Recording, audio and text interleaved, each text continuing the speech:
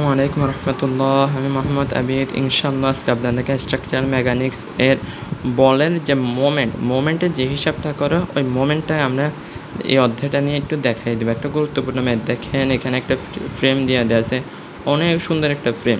এখানে আমরা বল তো বুঝছি, এখন আমরা এই অধ্যায়টার নাম হচ্ছে বলের মোমেন্ট মানে কি বোঝায় বলেন তো ভাই? এখানে একটা যদি আমরা কোনো একটা পয়েন্ট ধরি, এখানে একটা ধরনের সাপোর্ট দিলাম, সাপোর্টের সাথে মনে করেন এখানে একটা বিম বসালাম, এই বিমের সাথে মনে করেন একটা এখানে বল দিলাম, বল একটা প্রয়োগ করলাম, এখানে বল প্রয়োগ করার পরে এই বিন্দু যখন বল হবে এটা চাইবে কি ঘুরে যাইতে চাবে, এটা কি চাইবে ভাই? ঘুরে যাইতে চাবে।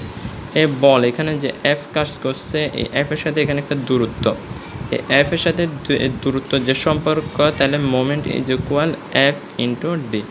এটাই হচ্ছে ভাই আমাদের মোমেন্ট, বুঝছেন? তারপর দেখেন আমরা মোমেন্ট অফ এ বিন্দুটা বের করবে। এই মোমেন্ট অফ এ, এর থেকে আমরা ডাব্লিউ মানে যে পরিমাণ কাজ করছে, এখানে যে পরিমাণ ওয়েট ছিল এই ওয়েটটা আমরা পেয়ে যাবো। এই দেখেন এখানে 800 নিউটন ওয়েট পাইছে, কিন্তু এর বিপরীতে এটা ডাব্লিউ যে ওয়েট ছিল ওটা আমরা পাই নাই।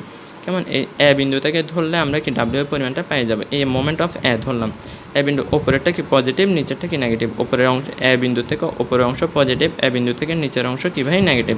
তাহলে উপরের অংশ পজিটিভ হলে আমরা কি জানি? বল গুণন দূরত্ব। মোমেন্ট ইজ ইকুয়াল কি জানি? বল গুণন দূরত্ব। মোমেন্ট সমান কি জানি? বল গুণন দূরত্ব। তাহলে এখানে বল কত আছে? ডাব্লিউ। বল কত আছে ভাই? W sine theta. সাইন, এদিকে দেখেন বল সাইন থিটা, সাইন থিটা মান কত? 120 ডিগ্রি। তাহলে এটা হচ্ছে বল গুণন দূরত্ব কত ভাই? এটা দূরত্ব ডিস্টেন্স কত ভাই? 16 সেন্টিমিটার। তাহলে উপরেটা পজিটিভ, তার জন্য এখানে এটা পজিটিভ চিহ্ন হবে। তারপরে মাইনাস কেন দিছে? কারণ এখন নিচের অংশটা হিসাব করবো। নিচের অংশটা মাইনাস 800। বল কত ভাই? 800। সাইন কত? থিটার মান কত? 130 ডিগ্রি। সাইন 130 ডিগ্রি দেওয়া হয়েছে।